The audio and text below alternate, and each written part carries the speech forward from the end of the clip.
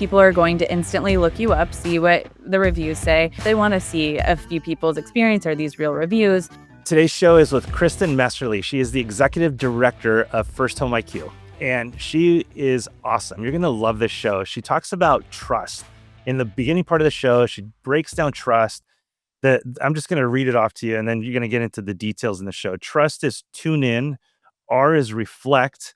U is untangle complexity.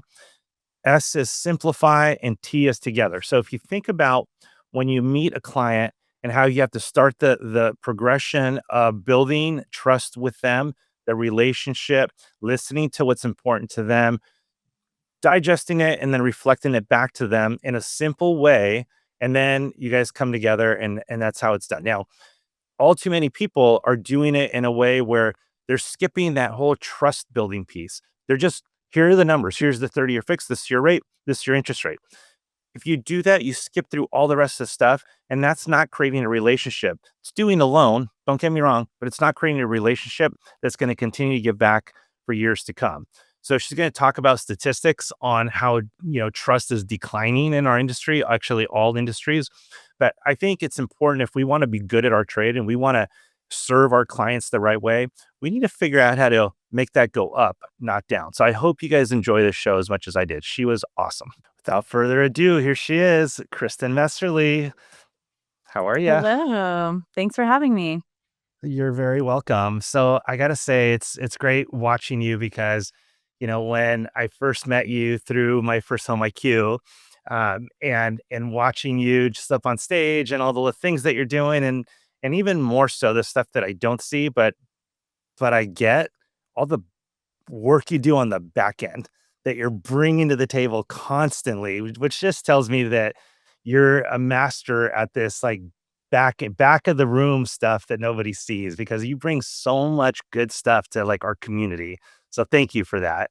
Yeah, of course. Yeah, thank you so much for all that you do as well. And you've been an ambassador for a long time. And it's just our work is around helping you guys, or showcasing your leadership as a trusted leader that leads with education. So Awesome. So I'll tell you what, let's just get right into it. Who is Kristin Messerli, both personally and professionally?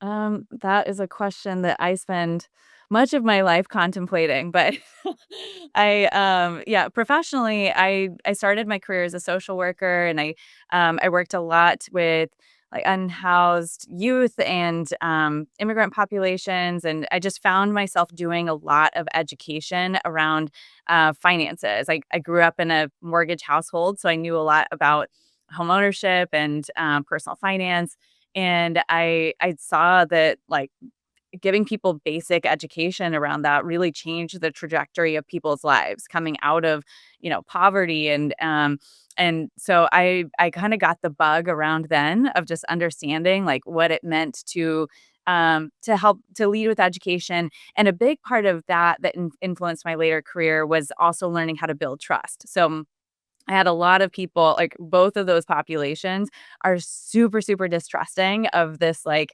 external person coming into their community. And so I learned a lot of tactics around, like, how to show that I can be someone that's trusted, and arranging my furniture in a certain way, putting down my clipboard, and it ages me a little bit. But it's like there's things that really matter that are like puzzle pieces to building trust. And so I started a company after that called Cultural Outreach, where I worked with lenders and helping them understand and reach the next generation and underserved communities. And in that, I started putting into practice a lot of the things that I had learned around trust building, but more so at scale. And a lot of that was, how do you educate on an individual level and at scale? How do you help people that are very distrusting of an industry, and show that you're someone who can be trusted. So that was kind of a big part of that. And then I started a next gen homebuyer report. So that started in 2020, where I started surveying millennials and Gen Z in a formalized report. And at this point, I've surveyed 8,000, and I found that trust has been declining every year. Like people, and I'm sure you face this all the time, where it's just as an industry, we are. It's hard for consumers to just come in and say, "Yes, I trust you to help me make the biggest financial decision of my life." But what I think is interesting is that we're seeing that trust decline. So through the years, I have really focused on like what does that mean in practice? How can we make adjustments? And then also, I've delivered a lot of keynotes on how to build trust, how to change, like, understand the psychology of money when it comes to reaching the next generation. Um, so that's really what, all led to First Home IQ, is putting all of that into practice where we can come together as an industry to solve for the financial literacy crisis and this trust crisis. And so I'm super excited, and I know we'll talk more about that, but excited about, being able to work on that on a collective scale. Um, so that's professionally. Personally, I live in Los Angeles. I have the sweetest, best dog in the whole world, and she's 14 years old and still very healthy. And I have an adorable nephew in Oklahoma City, so I visit there really often. And just living a good life. So what kind of dog do you have? She is a mixed breed of just, I think, all the best dogs. She got a piece of it or something, because she's mid-size, about 35 pounds, but she's just, like, the most mutt you could possibly get, like, street dog. What's her name? Annie. Annie. How Yeah. many passwords do you have that have Annie in it? That's a great question. So many, so many. I was just talking with a friend and we were talking about dogs. When I was single, I had Shelby. And even though I have a great dog right now that I just love to pieces, there's just nothing like Shelby. Like, I Mm. don't know if I could ever replace that love that I had with her. Then my wife had Sneakers, and same thing, the most loyal dog in the world to her. Shelby, the most loyal dog in the world to me. And both of us had this incredible relationship that we had, separately. But and fortunately they all met at the end. But my goodness, that kind of relationship is it I don't know if it can ever be redone again. Yeah, people say that you have one dog in your life that's like your soul dog. And Yeah. yeah, I know I'm in my soul dog era. So Yeah. Well, good for you. Annie sounds incredible. Everybody yeah. needs an Annie. All right, Yeah. so I want to get into it. As you were talking and talking about all the trust and it's declining every year. Uh, Obviously, in our industry, we're going to stick to that. But first question I have: do you know if that's just like in general with all things? Yes. So great question. The first time I gathered that data, I thought, oh, this is because millennials and entered adulthood during or right after the financial crisis, and so there's this lower trust here. But when I took a step back and started looking at the Edelman Trust Barometer, which measures trust across the world, across industries, you see trust declining across every industry. I mean, healthcare, media, technology, education, it is all declining. So that's, I think, a broader cultural shift. And one thing that I think is interesting around that is that it's people are moving away from institutional trust and moving towards people like me. So it's, you're trusting, not that you're trusting influencers in general, but you're trusting individuals, people you see on social media or in Reddit threads that say, I had this experience, and you can identify yourself with them. And then you're kind of collecting that information. And that's where I think trust has shifted. So it's interesting. I can see that, and at the same time, I can argue it, I guess. And the institutional trust, by all means, I think is slipping because there's always an agenda and it's profit. So it's hard to really truly trust that. The individual trust, when I find somebody like you, I don't feel like you have an agenda, so it's easy to trust you. But when you say influencers, that one word tells me for hire, right? Like most of the time. So then I have this big distrust in them as well. So it's kind of a gosh, it's really a difficult. I can understand why trust is declining as a whole uh, across all platforms. But if we bring it back to just our personal, industry, the mortgage industry, real estate maybe as a whole, why do you think the trust is declining in ours? Like what's the major part of it that's causing it? So, first of all, I think everyone has an agenda and everyone it's just a matter of how transparent and authentic are you and do you agree with that agenda. So I think that there's a really important part of having that conversation of like that I think loan officers and housing professionals in general really struggle with communicating authentically around that and being transparent of like, so I think there's some of that, but I also do think the financial crisis played a role.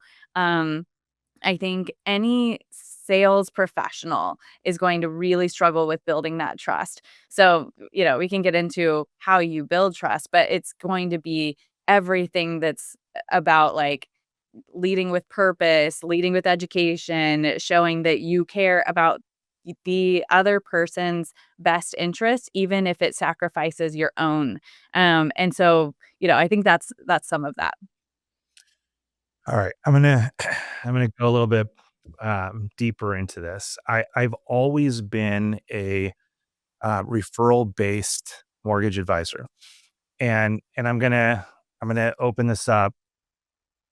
I think a loan officer has a job, and I think a mortgage advisor has a career. So I'm gonna start there. And I've been on the mortgage advisor side, and I don't have any trust issues like with clients because they come to me from a referral from a trusted individual, right? Whether it's a friend or another business partner or whatever it might be. So it's really easy for me to get deep with people pretty quick, and I think they can see who I am pretty quick as well. So all of a sudden it's a great relationship from the very beginning. I'm the same person, but I'm going to flip sides now. Somebody randomly calls in that they saw on Google or Yelp. By the way, every single review is 5 star, and there's hundreds of them. But yet, I haven't earned their trust, and they called me because of the good reviews, but they actually make it harder for me to do my job because they try and stick to what they think is important. So, what's the interest rate going to be? How much is it going to cost? I'm like, I don't know. Let me ask you some questions first. And it's like, well, why don't you just tell me that first? So it's kind of a catch 22, right? Like I, I don't know how people function on the lead side of business because you can't. I mean, it's so hard to develop a relationship with somebody when both one is looked at as untrustworthy, the other one is also kind of proving that you're not even going to give them a chance, and it creates a problem.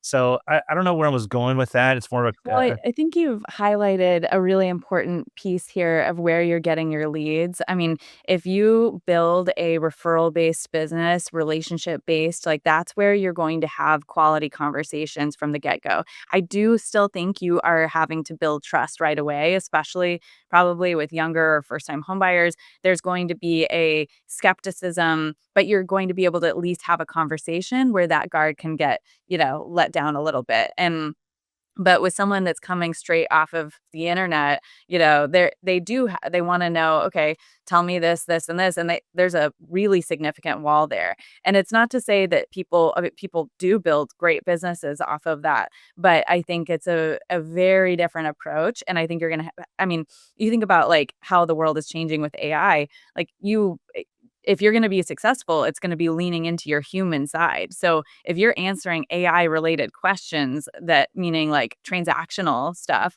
then that's not gonna lead anywhere. But going with the relationship side where you can really get to know that person's goals and what is it that keeps you up at night, those are the questions that are gonna seal in that relationship. So if we use this opportunity right now to help the loan officers mortgage advisors that are listening, right? How does one develop that trust? You nailed kind of a couple things. One is you ask the right questions because that shows that you care, and I think you earn that trust a lot quicker when you ask the right questions. And then the other one, and I'm curious your thoughts on this, but the other one would be social proof, which I think is probably huge. But I'll even go ahead and say that I have tons of social proof, and somebody that calls randomly. Now I don't take these calls anymore, but a few years back when I was still doing loans, somebody random they called because they saw how great I was on paper, but yet how do you what's the best way for a mortgage advisor to create social proof to hopefully break down that wall before the call even comes in? Yeah, I mean, I totally agree with the social proof piece. I think, you're doing the right thing. Like the reviews, people are going to instantly look you up, see what the reviews say, and often people won't scroll through a bunch of them, but they wanna see a few people's experience. Are these real reviews? So that's just an easy, like, okay, that ticks one box, you know? But then also, we can get into talking about social media. That's one area of social proof of showing, like, okay, this person is when I look them up, they look like they are, purpose driven. They put their money where their mouth is. They're talking about education. They're someone that I feel like I could, understand, and that cares about their consumers. So it's a complex one, but it's also a pretty easy one. Like, just Let's pause real yeah. quick just to throw a shameless plug in. Mhm. So, how does one look at a mortgage advisor and say, "I like what they stand for"? Oh, It's a well, softball. let me tell you, yeah. You could become a First Home IQ ambassador. That is a very easy way to showcase to the consumer that you are aligned with this brand that leads with education, and we give you scripting and content that you can share on social media as well.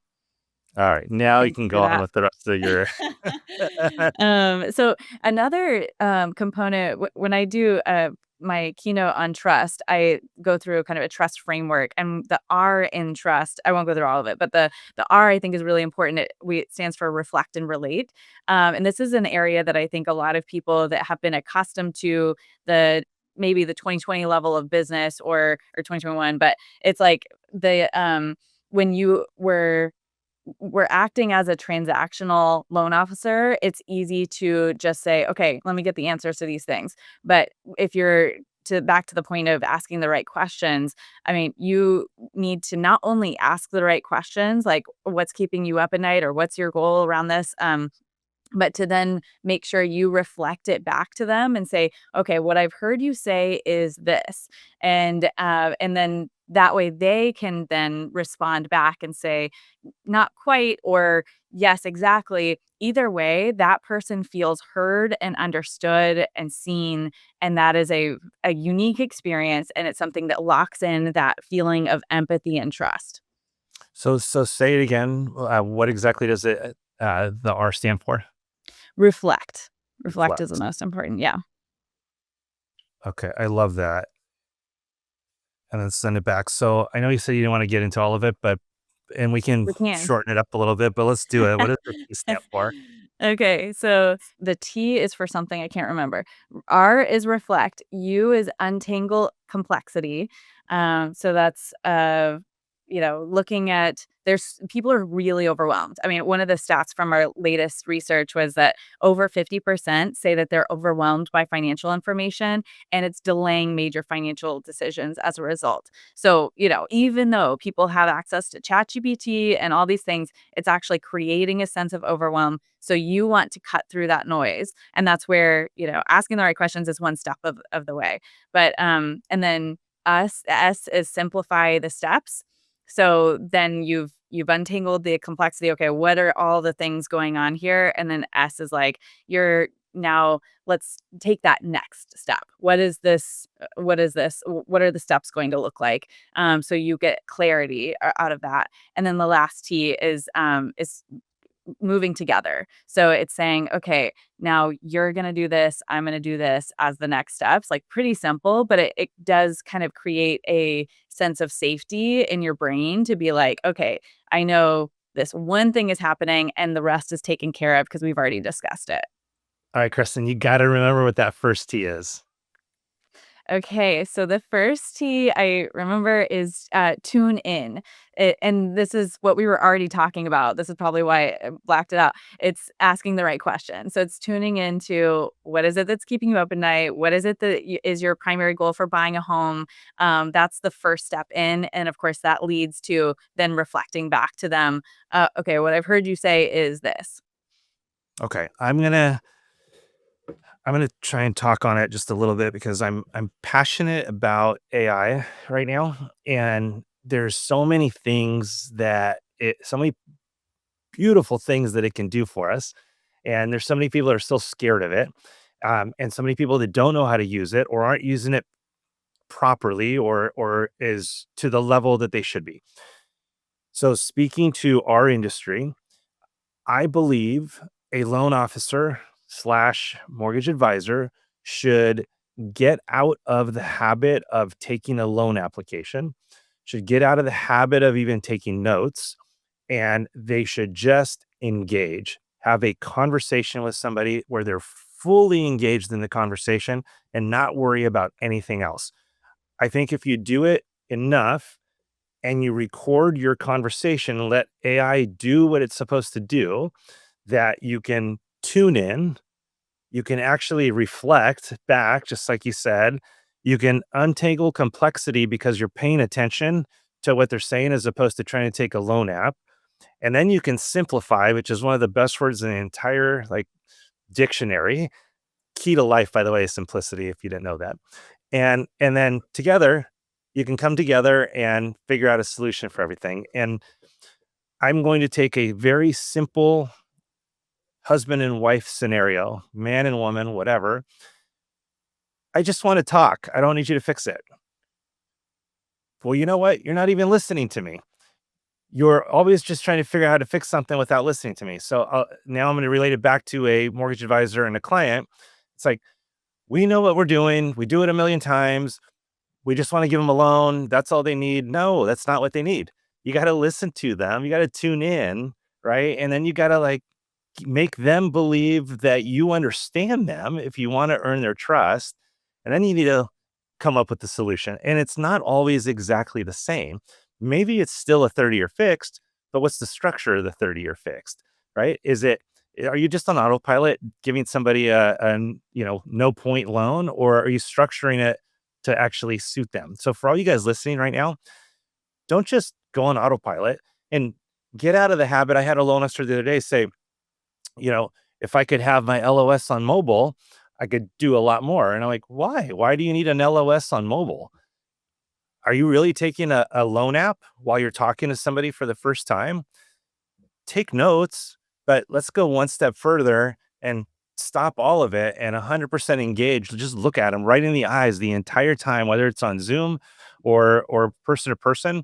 And let's get back to the basics of how things used to be. Like when I first started, when we had to take, hand apps, we actually sat and talked to somebody. And through that process of talking, we really got to know them and got to know what was important to them.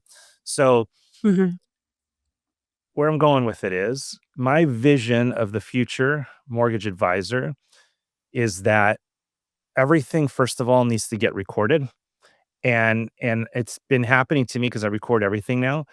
I have become a much better question asker ever since, because now I get summaries and I'm like, I don't have this. I don't have what I needed.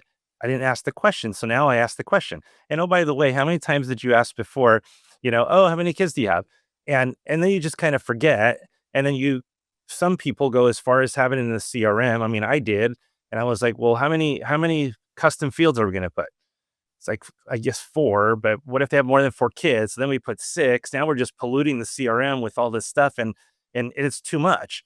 So how about we just have a conversation? We ask them how many kids they have and what age group and all that. And don't tell me you wrote all that stuff down before. And even if you didn't stuck in the CRM, you never saw it again. But now you can do that have it in the notes section, and then have AI quickly recap for you every single time before you're about to talk to them. What are the main things I need to know about this client before I talk to them? Like, that's where we need to go with it. I love that. It's so good. I did a few workshops last year on where the theme was around AI and mine was on the empathy advantage. And so I did a lot of, the conversation we're having, but also the uses of AI that increase empathy and build trust are really, and that make you more human, are really amazing. I mean, to be able to, that's exactly the thing I would talk about is like, if you're able to have those notes and come back to them the next time and be able to quickly see like, oh, we talked about you were really anxious about, the this and this. Like if you bring that up or even say, at the beginning of the next meeting, okay, as a reminder, you said your top priorities were this, this, and this. Is that still right? Just that alone, that one message, which would have been really hard to keep track of, to remember all of that before, now is super easy with AI. Now you come into that with that, you immediately let them say, like, that says to them, you get me, you understand me, we're on track, and you get clarity. So it's like continues with the good question asking. So yeah, I absolutely love that. My financial planner, one time I remember asking him, this was years ago too, when we were so manual on everything. And I was always so impressed because he would always say, like, "How old's your daughter now? Like, she's gotta be, like, 7 by now, right?" And then I just talked to him yesterday, and it's been a long time since I talked to him. It's what happens when you're in the mortgage business. You're not making the kind of money you used to. They don't need to talk to you as much. But yesterday, he wanted to talk to me, right? So and he's like, "So your oldest daughter is, like, 20 now, right?" And I'm like, "Gosh, he is so good." And years ago, I asked him, I'm like, "How do you do that?" He goes, "Well, so as soon as I leave the meeting, I go sit in my car and I write or I dictate all my notes, everything I heard from you." And this is old school because now we can record it, right? But he would write some notes, he'd memorize, and then dictate everything, send it to his assistant, and she would actually write it out, put it in the person's profile. And then next year, when he meets with you on your birthday or whatever it is, before in the car, he said, she has that laid out for me and how old the kids are now. And, everything you told me is now updated. I was like, oh, brilliant. He made me feel so special every time. And I was so impressed that he knew my daughter's age. And that's what we need to do. We need to remember the things that are important to these people. The loan will be the byproduct of it all. I think I mean, this is where we need to be as Mhm. a community of service-oriented people. Yeah, exactly. I love that. And the my financial advisor has recently, whenever we meet, saying the priorities at the beginning. And I think, yeah, that relationship building, trust building, all of that happens by just showing that you're seeing and understanding that person. And so AI makes that so much easier. But also just like making that a priority versus you mentioned earlier, having the focus not be on the application, but on the conversation. And that was kind of the moment that got me really interested in trust building as a social worker was when at the time we had a on paper like a clipboard kind of checklist that we had to go through with every client. And I noticed that when I would put that down and just have a conversation, I would get more truthful answers. I'd get more information and also build better, relationship over time. And so that was the reason the company I worked for, they saw my outcomes go through the roof in a pretty short period of time where I was able to score people a lot higher in accessing resources and different things. And it was all because I started doing these small little changes to like not taking the application, not filling out the form, just having the conversation and removing barriers. Like I would move my desk so that it wasn't a barrier between me and my client, and things like that that really matter when it comes to how someone feels in connection with you. And I think the same thing can happen at scale, like those are we're talking individual conversations, but even at scale, when you think about social media and things like that, there's ways that you can, show up authentically as yourself and be sharing education that tell people, okay, this is someone that I can have a conversation with. Yeah. And if you don't know the answer or haven't thought about this, you can say so. The the one-on-one, like moving the desk and doing things, I think is great. But what about maybe a little more so in this world now where you're doing a Zoom? Is there a technique you can use for that? Yes, I'm so glad you asked that. So, definitely having your video on. So, a lot of people, and I get it. I'm on Zooms all day, and I'm tired, and so it's fair. But having your Zoom on, even if the other person doesn't have their their video on, it allows them to connect with you, and it's a way of showing eye to eye contact. And I mean there was someone that was I don't even remember what they were selling at this point, but I do remember that I bought it because they had their video on. And the moment I remember is that they had their video off in the middle of the presentation. They were like, "Oh, sorry, I didn't realize my video wasn't on." They turn on their video, and I didn't even realize I wasn't paying attention before that. It was once their video came on, my video wasn't ever on, but I don't know, it reminded me like this is a human being, and this person is giving me their time, and so then I listened.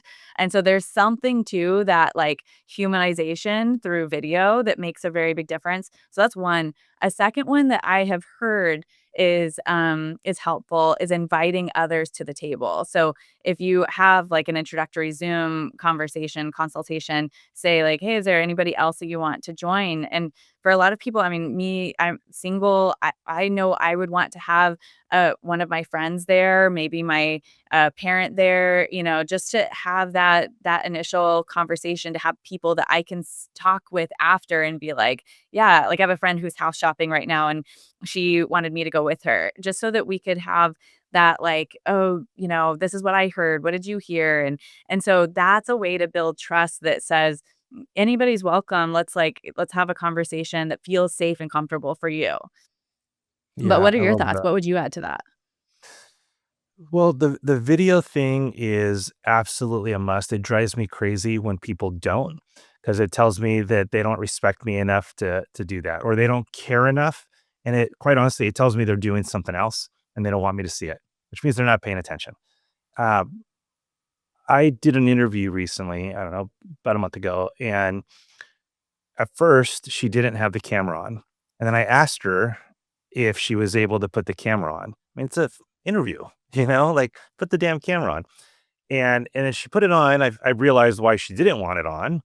It looked like she was at a booth at a bar or a restaurant. I don't know. Quiet enough that, you couldn't tell. But all of a sudden it was like, and she wasn't dressed appropriately. So it absolutely, my instinct was right. You don't take this, seriously enough. You're not respecting me enough. And you're definitely not respecting what you're here to do. And that's get a job. And then when you turned it on, it was even worse because you absolutely validated all my thoughts on it, right? And if you're going to do that, don't do it in your car while you're driving. Stop somewhere. If you have to be in your car, fine, stop. Set up your camera somehow on something so you're not just like doing this the whole time, right? I mean, there's so many little things that one can do, and I think it goes just back down to just decent manners. You got to have good manners, right? Like, do it the right way. If it was belly to belly and somebody was coming to your office, you wouldn't be dressed like a bum. You'd be dressed a little bit nicer, and hopefully your environment would be clean. Same thing with the video. Sometimes I when I'm on video with people and I see the background, and it's just like, my goodness, like no Mhm. respect at all. At least blur it out if that's the deal, right? And if you're gonna be, and this is we're talking now mortgage advisors, professionals. If you're going to blur out your camera, and this is my pet peeve, but there's nothing more aggravating to me than all the pixelation that happens around your head. So get proper lighting so that you don't have that problem, right? There's so many little things that you can do. Get a decent camera, get a decent microphone. drives me insane when I can't hear anybody because they have a cheap Mhm. microphone or they're doing this or they're talking like this. Is I get to know what it takes to have a proper presentation to somebody. Be a professional. Yeah, and I think it's like these things you think for a lot of people, they just don't realize they make a difference, and so I don't think it's like I don't think most people are trying to be disrespectful. I think it's like, they don't realize that when you have light that shines on your face and it like good lighting or whatever, it brightens you in a way that allows people to feel safe with you. They connect with you. It's, when you can't hear someone very well, it feels there's just a little level of frustration in your body that you don't realize that's friction against the relationship, you know? So these things are just tools. And I was on a call recently talking about communication and someone mentioned like, What if I don't have much empathy?" And I was like, I get it. Some people truly are low on that empathy scale, and that's okay. You need to look at it as because it was like I want to be good at this, but I'm just not. And so it's not second nature for everybody, and that's okay, but I think looking at it as these are puzzle pieces, to building a connection, building a better business, building better outcomes, lighting is a one puzzle piece that you might find surprising or you might, but the more you can put together these tools, it's gonna be, more effective for you. When you were talking about that, what I would do if I'm it's gotta be my Greek heritage because it's all about when I'm in front of people, like, all I wanna do is, like, have a good conversation with them and spend time with them. It's just in my blood. So I'm very fortunate that's how I am because it helps with connection. People can see that and they feel it, right? So if you don't actually have any of that naturally, which like you said, it's okay if you don't, but how do you compensate for it? And you got to figure out what your strengths are. And that's on you. You got to figure out what your strengths are and you got to lead with that. If you're more of the engineer type and the numbers are your gig, get better at listening to them so you're not just giving them the numbers without knowing what kind of numbers they want, or if you're going to be an advisor, you got to advise them and give them the explanation as to why this is the right, why they're the right numbers for them. So I would say play to your strengths, be extra good at that strength if you have a hard time with the other one. And you'll be fine, but what you should do is probably try and attract more people of that personality. You'll have more success with it. I always struggled with engineers. They weren't my people. You know what I mean? I was like, wait a minute, like, don't we need to connect first? Like, I want to connect too. But they needed numbers. So to be honest with you, actually, before I started using Mortgage Coach, I struggled with that. After I started using Mortgage Coach, I realized, let me be who I am. It's okay, but I'm gonna load them up with numbers and let them play because that's what they enjoyed. That's what they liked. So you gotta also know who your client is. Now, I'll give a little pro tip for everybody. What I do now is and I don't do the client consultations as much, it's more interviews, recruiting, but it works for both. And every once in a while, I try and take a client consultation just so I can prove the model and show people. So I did it recently. I took a client consultation. I didn't take any notes. I just talked. And then after it was over, I asked chat to give me a complete breakdown. Now, next step will be, actually, here's the format I want. Fill it in this way as opposed to just do it yourself. But I'm also very methodical about how I ask questions. I kind of lead with questions, working through top to bottom of what a loan application looks like in a conversational format, right? So it created that for me, did a great job. But here's the pro tip for everybody listening. After you're done, ask it to determine what the disc profile is of these clients and give me a confidence score with it. And then ask it if you can figure out what their love language is and a confidence score. And then help me to better present to them or write to them or talk to them along the lines of, how they receive communication better. I love that. That's so smart. I'm really into the psychology of money, obviously, and like how people are more attuned. It's the same conversation. Like, are you more of a outgoing leader or someone that prefers the numbers, or but for the consumer, are you more into the analytical side, or you just want to, you're a little bit more of a free verse person. So I think the one question that I had my financial advisor asked, and I've repeated this in almost every presentation I've done, because I think it's so smart, is he asked, are you the type of person that wants to know what time it is or how the watch is made?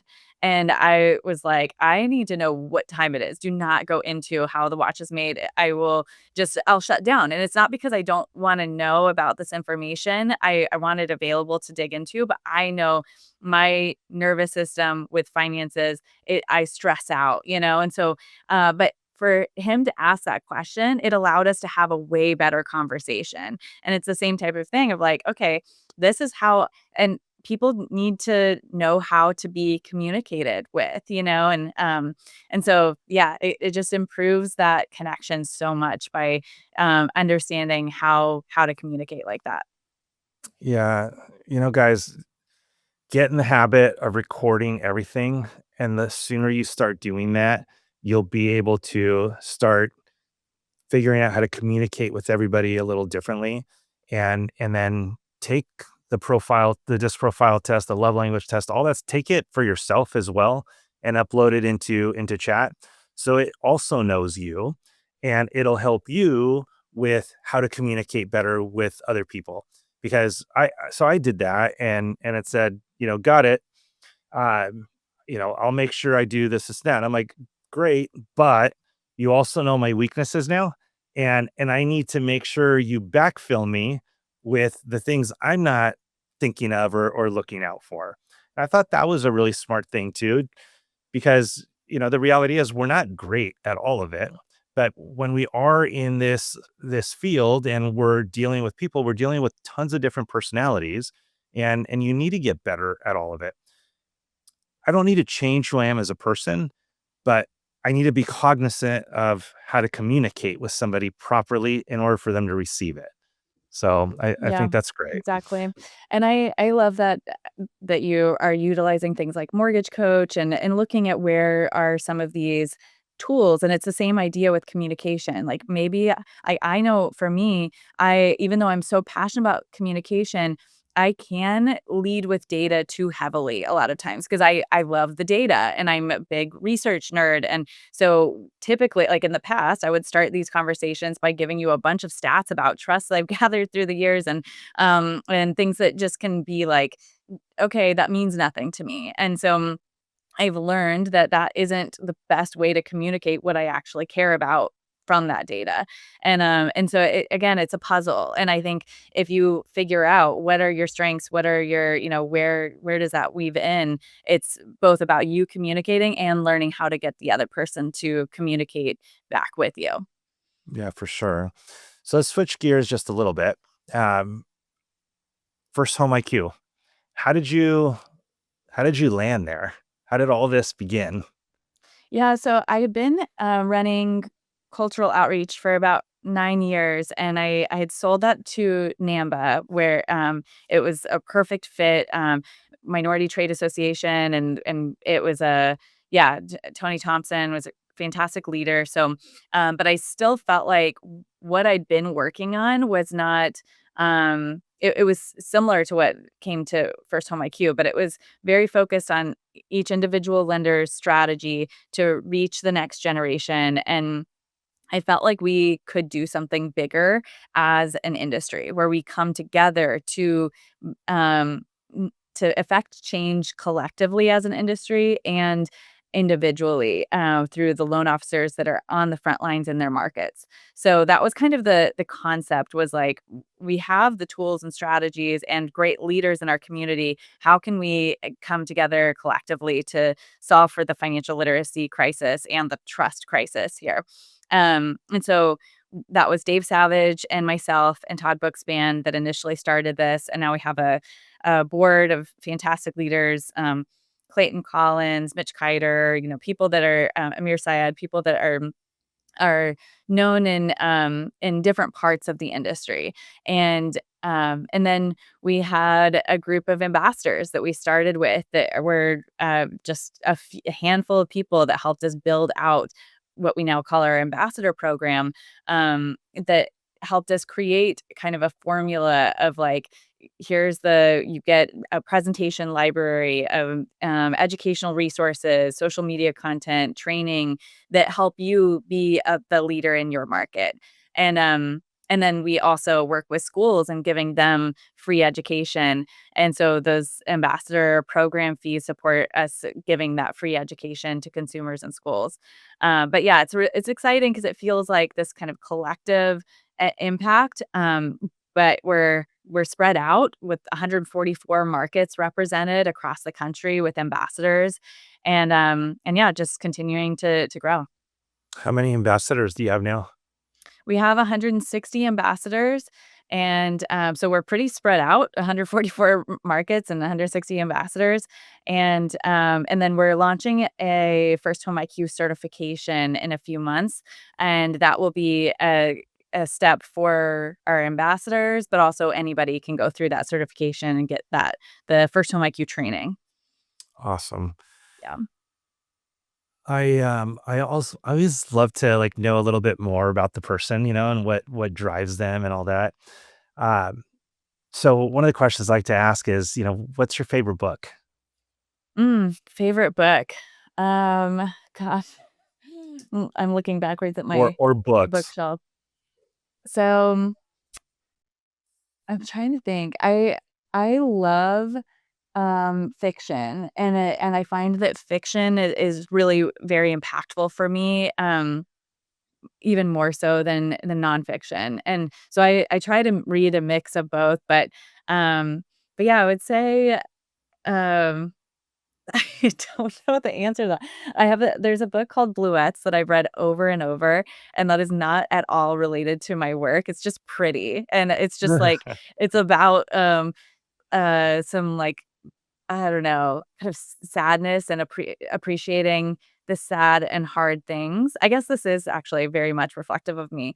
I was like, "This is a nonsense book," but it's really beautiful, and it does reflect something that I care a lot about a lot, which is, accepting that the times when things are really, really hard or feel low are things that we can appreciate, and so, yeah, that's a big part of, like, my core values, and, there's an author that I really love, niche theologian, philosopher, Peter Rollins, and, all of his books are things that I really like that are about, this, like, letting go of this pursuit of something that's going to make us better, and accepting that everything is about growth and renewal. And so for someone like me who is very, very driven, I appreciate this, like, kind of view of Yeah. the world. So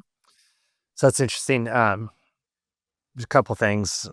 One of my favorite books of all times is Good to Great, and there's just so much good out there, but there's very little great. So it's just uh something I always try and strive for. So that's one. But I was talking with a buddy this past weekend, and it came up, and I couldn't believe I forgot about it because it was actually one of my favorite books. It's Matthew McConaughey's Green Lights. I've And heard that's have so you ever read good. it by any chance? Yeah. No. Oh, I actually took so I always read some sort of business book or, something like that that's gonna better me. And my wife's always reading something that's just like a story. And I figured, you know what? I need a little break. So he's an interesting guy who's been through a lot, like it'll entertain me. But I actually took more notes on that book than I did almost every other business book. It was that good. So it's worth reading. And I think it's Green Lights by Matthew McConaughey. Yeah, yeah, So I've heard great things. I'll definitely check that out. Yeah, I find, I mean, I read business books because I have to. I know it's just it's like eating my vegetables, and so my favorite one last year was Science of Scaling, and it did shape, I will say, a lot of how we're shifting things with First Home IQ, which is this idea of like, okay, we are like, what if we wanted to affect change at this really high level faster? And so how would that shift our model? So it's like, and one of our big initiatives for this year kind of came out of that, which is we're partnered with the MBA to show up at MBA advocacy and get at least 50 loan officers representing 50 states across the country to come there and actually, have first time homebuyers represented by the people who are working with first time homebuyers. And so it's at firsthomeiq.com/MBA advocacy. You can get more information, but we're going to have a whole social media production team there. But the idea of that and the certification came from how can we create the kind of impact we want to create at scale. So I will say I'm not only a fiction reader, but or a philosophy reader. I do think I get some benefit from the business books too. Awesome. And here's another just little quick topic. Last night I was on LinkedIn and I saw Dave Savage had a post about the code, the book he's trying to write. And he was trying to get other people to give some engagement, right? And like what's three to five things that would be considered your code. Oh, So I I love this I read question it. because I'm obsessed with it. So continue. What's that? I love this question. I'm obsessed with the code. I got really into it when he first was creating it. I think it was like the first person to go through it. So Well, I gotta tell you, like I mean, he talked about it on the podcast here, and he was the very first podcast I had just over a year ago now, and brought it up. I thought it was a great idea.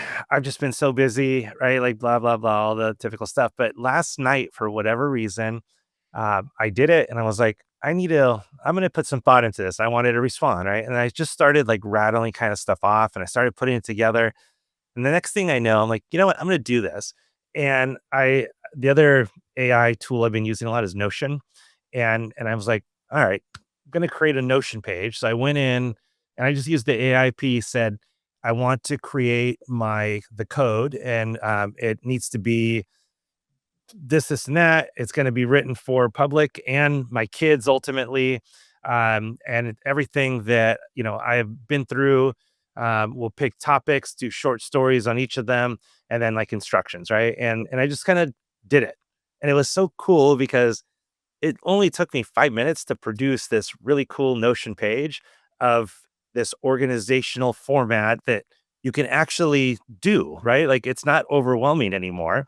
And every time I pop up with this like code, I can just go in and slam it into this one little section and then start working on the little pieces next to it. So one of the things that there's a few that I came up with, but simplicity, which I mentioned earlier, to me it's like the key to life. And what I found, because it's changed over the years, it's not shedding things, because you can't truly be successful and not do anything. Or not, you know what I mean? Like you need more to be more successful. But what came into existence after a lot of thought is simplicity is systems. If you don't have systems, you get overwhelmed even with small tasks. There's all the things that have to go into creating something. But if you have a system for it, then it should operationally run without you. And if you can create that in your life throughout all these different like aspects of what makes life, I think you can achieve simplicity, which is the key to life. So that was one of them, and I wanted to just bring that up because the code is awesome. And now that I know that you're obsessed with it, can you rattle off just a couple things of what your code is?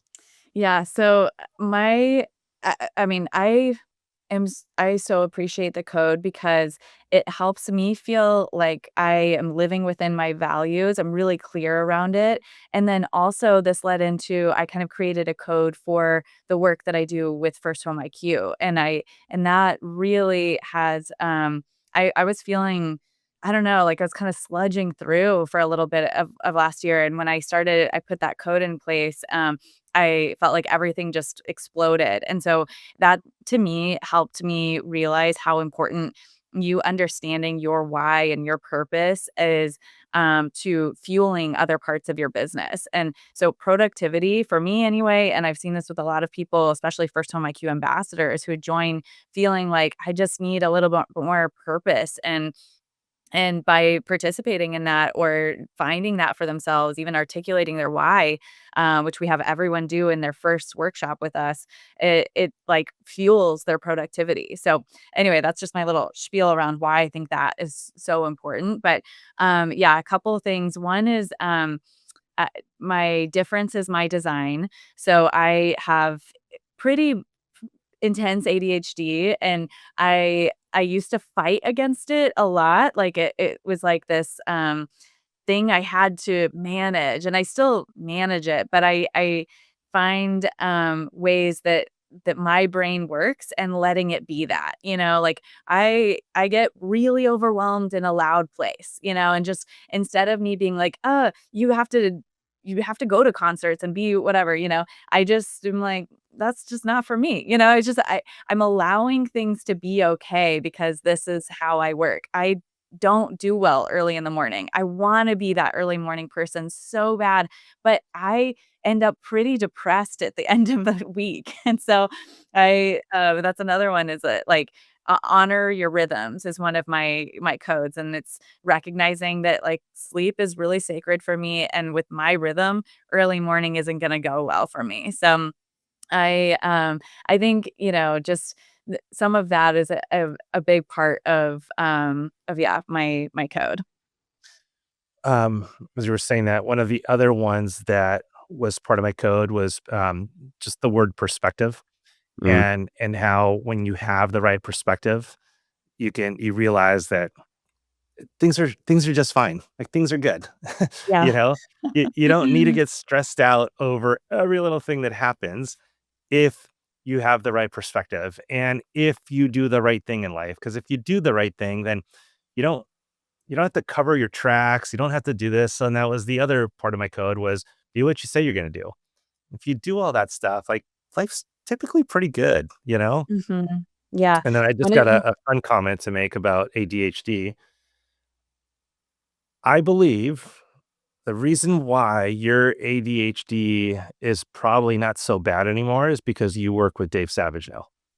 Oh, honestly, it has been so incredible to be able to work with another person that has the level of ADHD that like our ADHD shows up in different ways. And so they kind of like complement each other and we accept each like I've learned to accept myself in a really huge way because of working with him because he laughs at himself all the time and laughs at like oh my dyslexia blah blah blah and it's like, I don't feel like I have to hide my these challenges the way that I used to, and it's just like I don't know. Yeah, I think it really showed me how much I can show up as myself. So, Yeah. yeah. How well do you know Ken Perry from Knowledge Group? Um not super well, but longtime friend and, we've definitely we spent a good amount of time together, but it's been a while since we've hung out last. So, yeah, So I great just guy. interviewed him about a month ago, I guess, and we this all came up because he's got severe ADHD, and he talked about how it could definitely lead you down the wrong path, but if you harness it, it could be like rocket fuel to Yes. whatever it is you're doing at the same time. Yeah, exactly. Yeah, I think, knowing when, okay, you're in a hyper focus mode, is this the thing you wanna hyper focus on? And learning how to check that a little bit is helpful because it's like, ooh, it's like an itch you have to scratch. I gotta figure that out. And, but then being able to like is that what I'm going to do? Is that how I'm gonna spend my afternoon, And actually Totally. Notion has helped me a ton, but it's funny you said that, I learned something. I pulled up Notion when you said that, and it says Notion AI. I didn't even know there was an AI function in there, so I've just been using it, though, to kind of do a little bit of my, like, every day, here's what you're doing, or here's my Yeah. meal planning, things like that. So, So I got so much like craziness that was in my head when I first started trying to learn how to use Notion that it's all over the place. And I can't even like to the point where it was like, it's not that great, right? But now that I've learned how to use it a little bit more and using that AI like tool, so I went to chat, told it what I was going to do, and I asked it to give me the specific prompt so I can put into Notion AI, and then it built it out for me exactly the way it needed to be. So try using it; it's really great. Now cool. Yeah. I'm gonna go quick because I know you got another appointment here in just a few minutes. So, and I asked this question to everybody, and even though you're not in the loan business, I'm curious to see how you're going to answer it. So I ask everybody, you know everything you know, but I'm going to strip you away from your surroundings. I'm going to go drop you off somewhere else in the United States where you don't know anybody. I'm going to give you just enough money that you can survive and all that. And I'm going to basically say you have to go out and do loans, and you can't come back and talk to your family until you've made $1 million. So I pick you up. I'm going to throw you, let's just say in Indiana right now. Um, what are you going to do to like crush it as fast as possible in the loan business so that you can get back home to your family? To Annie. Oh my gosh. Throw Annie in there, and man, Annie I'm can't gonna be come with robbing you. banks over here. Gotta make a No. million bucks to get Annie. You know she's 14, so you better hurry. Oh my gosh. It's funny, as you were starting that, I was like, "Oh, I kinda did that." I came to LA just enough money, and, but yeah, it was about building relationships with, I mean, from the business side of things, building relationships with leaders that have a community. So I started working with NAREP and ARIA at the time. This was when I had cultural outreach. So, those were important, but I think it's a similar format. So I would say if I'm in the, going somewhere new, I'm looking for the people that have a community that is already trusting of them, and I'm building relationship there. And so it might be a church community, it might be a, leader of a nonprofit, young professional organization. Those types of people, I'd start with building relationships there. I'd go to a realtor, as many realtor brokerages or financial advisor groups, and offer to do a next gen homebuyer, um, you know, lunch and learn. And we have all of those free resources on First Home IQ, or even just the nextgenhomebuyer.com website. There's, if you just have you share, this is recent research that is on the next generation, you're getting them to get to know you, building your name and relationship out in the community. And then I would be, yeah, maybe doing some collab social media posts on, showing scenarios of like, ideas of ways that you can get into get your down payment covered, or, things, house hacking, things that kind of hook people around, oh, this could be me, and so those would, I would say, like, to scale fast, I would be looking at the partnerships side of things. You ever thought about Anything. doing loans? Oh, yeah. I've thought so much of, like, "What am I doing?" I've well, I could just do, yeah, but I don't know, I grew up in a mortgage family. My parents both were loan officer. My dad's still a loan officer, and, Okay. yeah, I think I've always tried to skirt it. Now I'm in too deep. Now I just wanna work with as Yeah. many loan officers as possible. Well, I love it. It's great advice. And for you guys, you don't have to get picked up and dropped off somewhere where you don't know anybody. You can just do that right now. Like if you're not doing anything, you need to do something. And what Kristen just said is great advice for all of us. Like take it, start implementing things in your life, and you will see things start to change. So, first of all, thank you, Kristen, for coming on. It's Kristin Messerli from My First Home IQ, or First Home IQ. And thank you, you guys. You were just fantastic, and I love the work that you guys are doing and all the greatness that you bring into the community. Well, thank you so much for having me. And I would love to invite anyone that's listening. We do a First Home IQ workshop that we've just recently launched every single Monday, 10 a.m., where we talk through your why, and using some of the free resources with First Home IQ, and a little bit about the ambassador program. So if anyone's interested, you can go to firsthomeiq.com/ambassador. And thank you so much for being an ambassador and for having me on this call. It's so great to see you. Well, I appreciate it. And we're going to have all of Kristen's information as well and First Home IQ on our website in the show notes, wherever you're listening, it'll be there. So thank you guys so much for listening. Appreciate you. And do us a favor, go on social media, whichever platform you're on, we're there.